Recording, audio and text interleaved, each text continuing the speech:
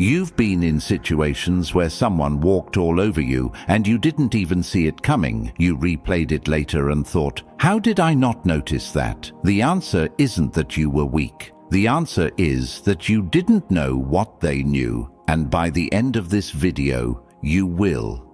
Niccolo Machiavelli wrote a book back in 1513. It was called The Prince. And when people got their hands on it, they were uncomfortable because he basically wrote down everything that powerful people had been quietly doing for hundreds of years, and nobody had ever just said it out loud like that. He wasn't talking about being good or moral or fair. He was talking about how things actually go down when someone wants to stay in power, win a situation, or control what happens next.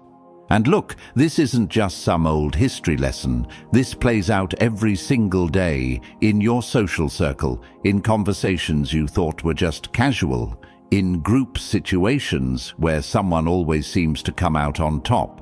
Someone's always working an angle, and most of the time, the other person has no idea. You've felt it before, right? You walk out of a conversation and something feels off.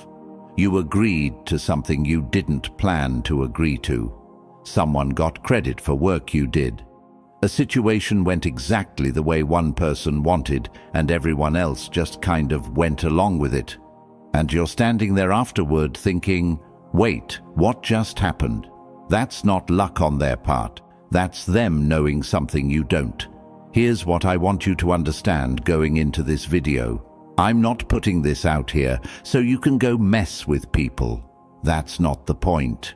The point is, when you understand how these moves work, you stop being the person who gets played. You start seeing things earlier. You stop reacting and start responding.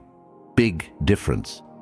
Machiavelli spent his whole life watching powerful people up close. He was deep inside the political world.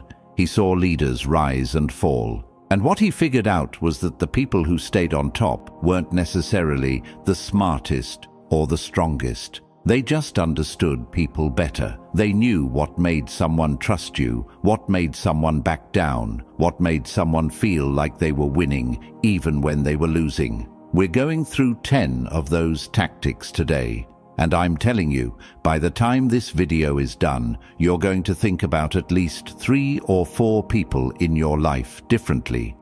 Do you already have someone in mind? If so, type yes in the comments. Let's go.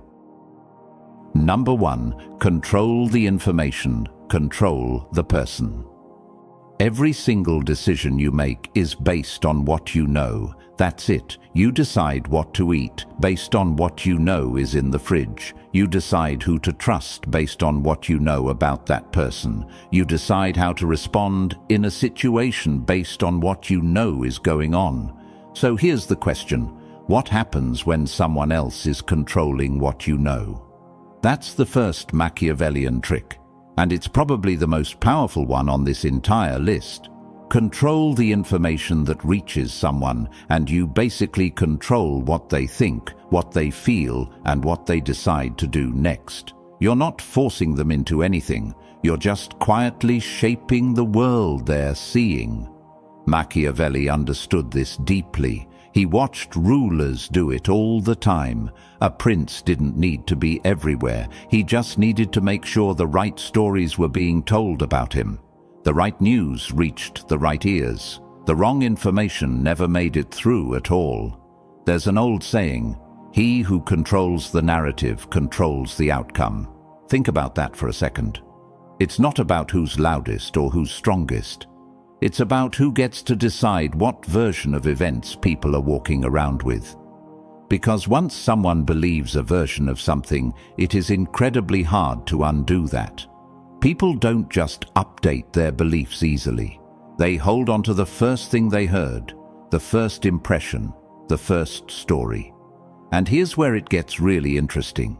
This isn't always done in a dramatic way. Most of the time it's subtle.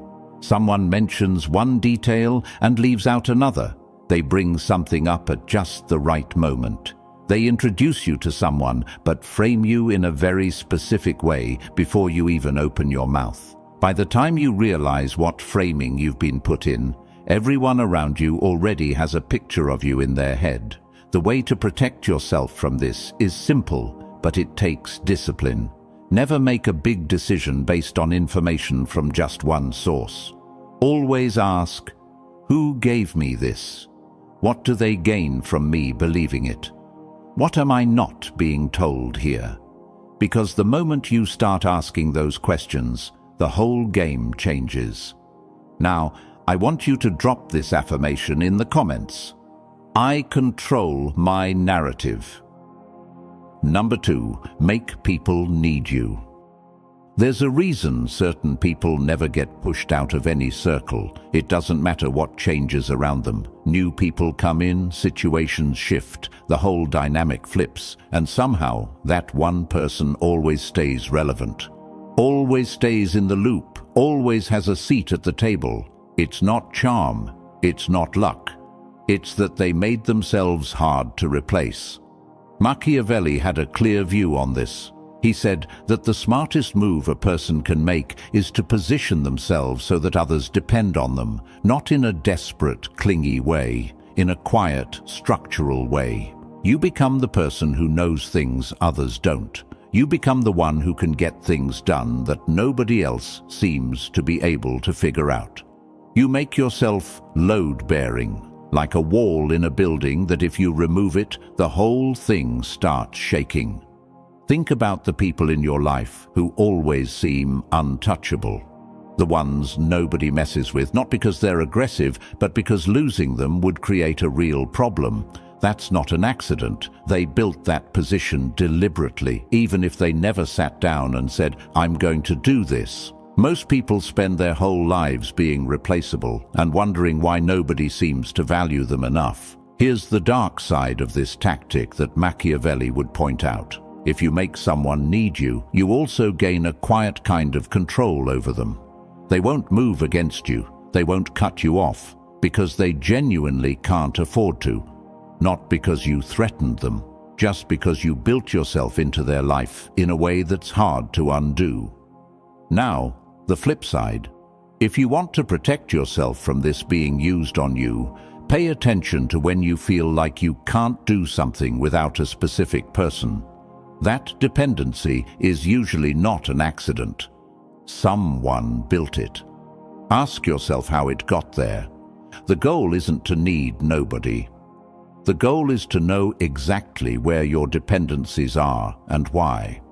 Drop this affirmation in the comments. I am irreplaceable. Number 3, use silence as a weapon. Most people are terrified of silence. Sit in a room with someone and let 30 seconds go by without anyone saying anything and watch what happens. Someone always breaks. Someone always fills the gap. And 9 times out of 10, the person who fills it says something they didn't plan to say. That's not a coincidence. Silence creates pressure, and pressure makes people talk. Machiavelli didn't write extensively about silence specifically, but his entire framework was built around emotional control. And silence is one of the purest forms of emotional control that exists. When you stop reacting, when you stop rushing to fill every gap, when you just